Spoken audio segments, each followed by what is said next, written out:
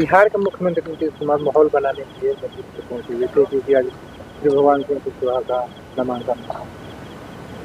क्या कहते जब इलेक्शन के पहले फेज में ही आपको मुख्यमंत्री की जरूरत पड़ जाए तो आप समझ लीजिए कि आपकी स्थिति क्या है। अभी तो चुनाव की लड़ाई स्टार्ट भी नहीं हुई है और आप मुख्यमंत्री की सहारा ले रहे हैं। अच्छा संकेत है, इंतजार कीजिए। टिकट बेचने का रुपया किसको? नहीं, आपके पिता मेरे पिता हमको टिकट बेच देंगे या मेरे पिता किसी और को टिकट बेचवा देंगे? श्री भगवान सिंह का ठेकेदारी चल रहा है कि भतीजे को ठेका लिख दिया और उसमें कमीशन मांगेंगे?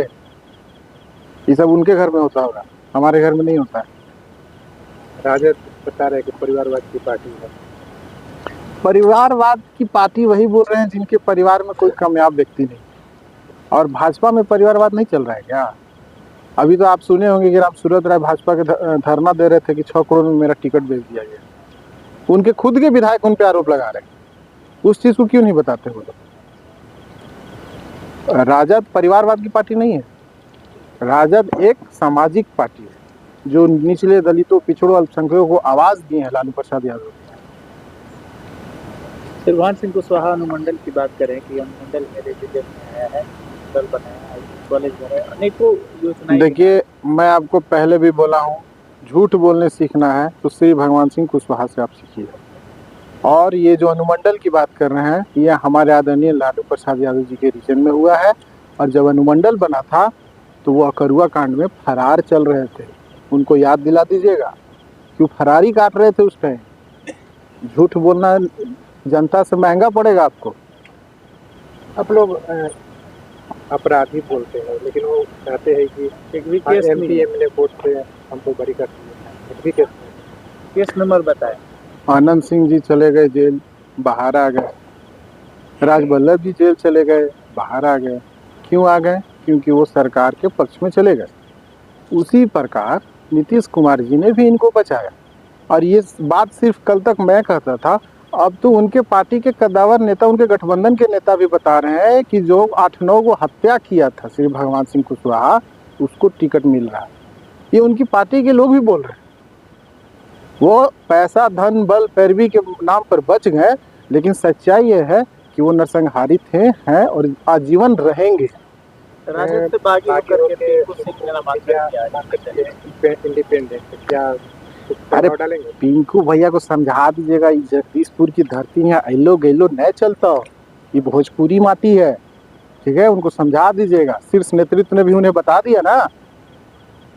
जिस हमारे जनता को गुमराह कर रहे थे, हमारे नौजवानों को आके वो गुमराह कर रहे थे। ये जगदीशपुर की धरती गुमराह नहीं होती है और राजद का शीर्ष नेतृत्व भी गुमराह नहीं होता। इसलिए उनको बता दीजिएगा कि जाइए परसा वहाँ अलो गैलो कीजिए।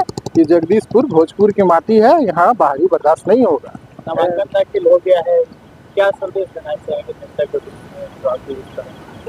हम तमाम जनता मालिकों से निवेदन करेंगे कि आप तेजस्वी प्रसाद यादव जी को सीएम बनाइए और अपने जितने भी योजना का हमारे आदरणीय नेता ने घोषणा किया है, 2500 माई बहन सम्मान योजना, हर घर नौकरी, 500 रुपये में सिलेंडर, 200 यूनिट बिजली फ्री, उस सारे चीज़ों को आपके लिए तेजस्वी यादव जी तैयार रखे हैं। बस 14 नवंबर की देरी।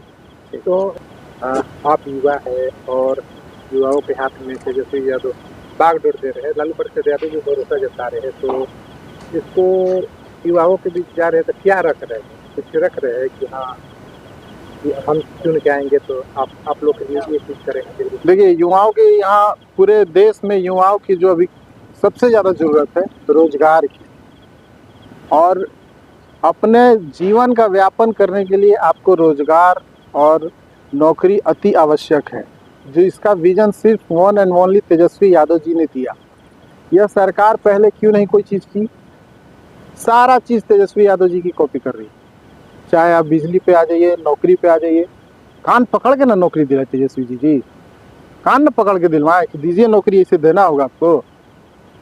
तो तेजस्वी यादव का विजन ही सरकार कॉपी कर रही है। आपके पिताजी 10 साल यहाँ से विधायक रहे, क्या आप मन में सोचे हैं कि जो मेरे पिताजी 10 साल के कार्यकाल में वो काम नहीं कर पाए, वो हम करेंगे? देखिए, बड़ा काम तो जो भी छूटा है या होने लायक है उसको तो हम लोग करेंगे ही, लेकिन जो हमारे पिताजी ने जगदीशपुर में 10 साल में काम किया है वो ऐतिहासिक है। और आप लोगों को मैं पहले भी बता चुका हूँ कि यहाँ विकास 1000 करोड़ के पार जा चुकी है। और जो एमएलसी साहब बोलते हैं कि हम ही करा दिए, तो उनके एमएलसी बनने से पहले ही सब विकास हुआ है। कुछ लोग कहते हैं 25 से 30 फिर से नहीं। जी नहीं, 25 से 30 नीतीश फिनिश।